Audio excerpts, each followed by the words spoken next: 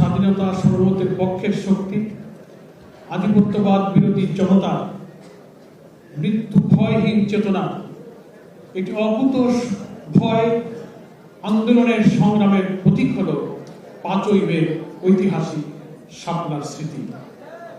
সে কারণে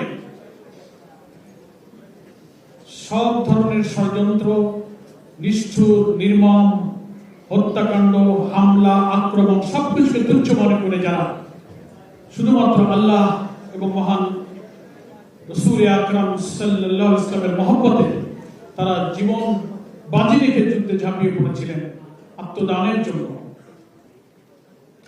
5ই মে এই দিবসটা হচ্ছে সেই ঐতিহাসিক দিবস। এরপরে আরো সুন্দর সুন্দর আয়োজন, ডকুমেন্টারি প্রদর্শনী আছে। আমি একটু আফসোস নিয়েই সভাপতির অনুমতি নিয়ে জরুরি একটি প্রোগ্রামের কারণে চলে যাওয়ার সুযোগ চেয়েছিলাম। আমার মনটা এখানে, আমার খুব ভালো লাগছে অনুষ্ঠানে। মূল্যায়ন, স্মৃতিচারণ এগুলো আজকের এই অনুষ্ঠানের মূল প্রতিপাদ্য। আমার আগে সম্মানিত অতিথিবৃন্দ, আলোচকবৃন্দ তাদের এই শাপলা শহীদদের ওই দিনকার ঘটনাবলী সুন্দর স্মৃতিচারণ করেছেন। আমি ওই সময় কারাগারে বন্দী ছিলাম। লম্বা সময় কারা জীবনে আমি খুলনা কারাগারে ছিলাম।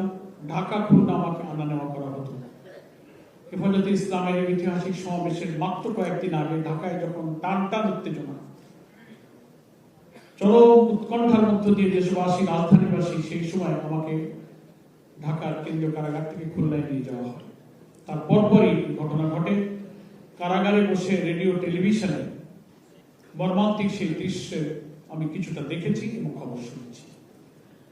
আল্লামা মামুনুল হক, যিনি আজকের এই অনুষ্ঠানের সভাপতি, সেদিনকার শাপলা চত্বরের এই প্রচন্ড মুহুর্মুহু গুলি এবং শাহাদাতের নৃশংস ঘটনার মধ্যে দাঁড়িয়ে যে ঐতিহাসিক বক্তব্য দিচ্ছিলেন, রেডিওতে তার বিপ্লবী কণ্ঠে কয়েক সেকেন্ড বক্তব্য শোনানো হয়েছিল। সেই সময় ক্ষমতাসীন আওয়ামী লীগের সাধারণ সম্পাদক আশরাফুল ইসলাম শাপলা চত্বর ত্যাগ করার জন্য জনগণকে অনুরোধ জানিয়েছিলেন। তার প্রেক্ষিতে আল্লামা মামুনুল হক বলেছিলেন যে এই শাপলা চত্বরের তৌহিদি জনতা যে কোনো মূল্যে শাপলা চত্বর ত্যাগ করবে। তার নির্দেশকে প্রত্যাখ্যান করে তিনি বলিষ্ঠ কণ্ঠে শাপলা চত্বরে সমবেত হওয়ার আহ্বান জানিয়েছিলেন। সেই কণ্ঠটা আমি কারাগারে বসে শুনেছিলাম। সেই হত্যাকাণ্ড, সেই বর্বরতা, দুটো টেলিভিশনকে বন্ধ করে দেওয়া, সম্প্রচার বন্ধ করা।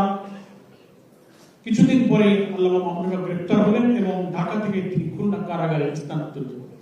আমার সঙ্গে তার খুলনা জেলখানায় দেখা হলো। আমরা কারাকক্ষে বসে সব স্মৃতিচারণ করেছি, শুনেছি। অনেকদিন আমরা একসঙ্গে এক কারাগারে ছিলাম। সুধীবৃন্দ, আমি কথাটা শেষ করতে চাই একটা কথা বলে। শুধু একটা 5ই মের সমাবেশকে নিয়েই কিন্তু এই ঘটনা ঘটেনি। এর একটা ইতিহাস, এর একটা প্রেক্ষাপট, এর একটা তাৎপর্যপূর্ণ পেছনের কিছু খবর আছে, ঘটনা আছে। সংক্ষেপে কথা হলো এই: তদানীন্তন কর্তৃত্ববাদী শাসক ক্ষমতায় এসে একের পর এক যেসব পদক্ষেপ নেওয়া তারা শুরু করেছিলেন, সংবিধান থেকে আল্লাহর পরিমাণ অবিচল আস্থা তুলে দেওয়া, ইসলামী চেতনা, মূল্যবোধ, জাতিসত্তার বিরুদ্ধে একের পর এক নাস্তিক, মুরতাদ, আগ্রাসী আধিপত্যবাদীদের দালালরা যেভাবে ইসলামের শক্তির উপরে হায়নার মতো ঝাঁপিয়ে পড়তে লাগলো, প্রিয় নবীর চরিত্র হরণ করে ব্লগাররা যেভাবে শুরু করলো, এবং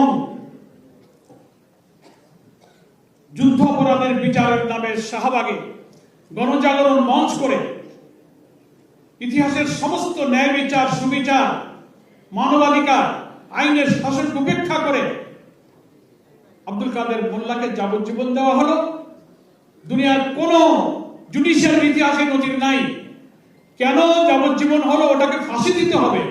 তাই বিচারকে থামিয়ে রেখে আইন পরিবর্তন করে তখন প্রধানমন্ত্রী পার্লামেন্টে দাঁড়িয়ে বক্তৃতা করতে লাগলেন।